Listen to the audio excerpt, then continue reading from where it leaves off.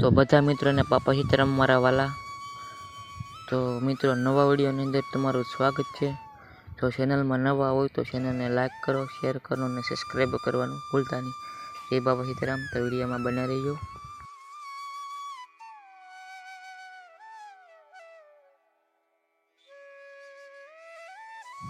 આ છે બાપાનું સમાધિ મંદિર, તમે જોઈ શકો છો.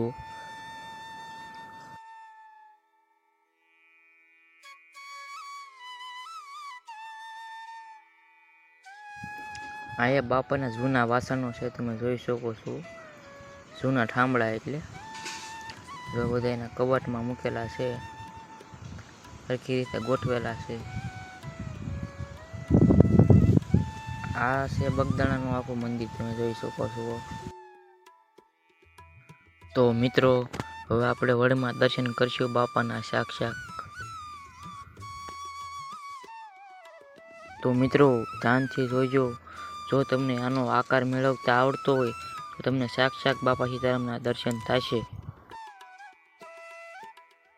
તો મિત્રો આ છે બાપા વખતની જૂની મોટર, તમે જોઈ શકો છો. જ્યારે બાપા આમાં ચક્કર મારતા હતા. તો મિત્રો આ એક એવી મોટર છે જે નથી હાલતી પેટ્રોલથી કે નથી હાલતી ડીઝલથી. આ આજીવન પાણીથી હાલે છે, તમે જોઈ શકો છો. તો મિત્રો હવે જ આવી છે આપણે ભોજનશાળામાં, તમે જોઈ શકો છો. એક હારે કેટલી બેનું લાડવા બનાવ્યા છે, તમે જોઈ શકો છો.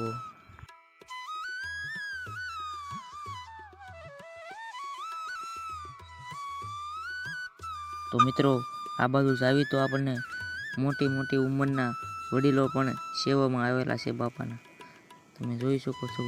આ બાસકામાં ચણાનો લોટ છે.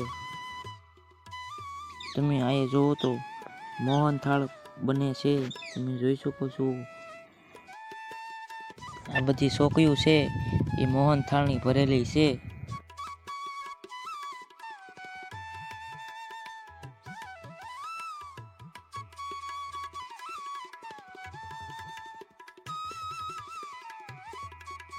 આ બાજુ જોવો તો સાહવણી બને છે મોહનથાળની. મિત્રો આ છે રામ રોટી. જો તમે પ્રસાદી લીધી હોય તો કોમેન્ટમાં પાપા સીતારામ લખી નાખજો મારા વાલા.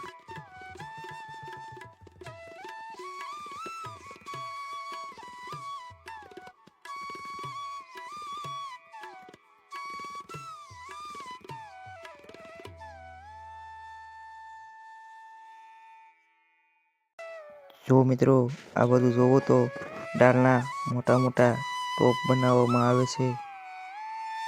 જો મિત્રો એક સાથે 1000 લોકોની રસોઈ તૈયાર કરવામાં આવે છે.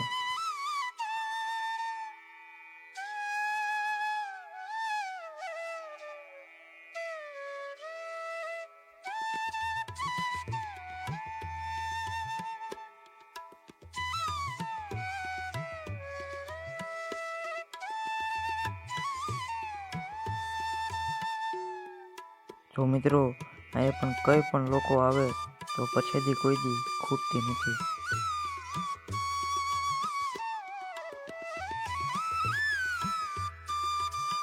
જો મિત્રો અમારો વિડીયો ગમ્યો હોય તો વિડીયોને લાઈક કરો, શેર કરો અને સબસ્ક્રાઈબ કરવાનું ભૂલતા નહીં.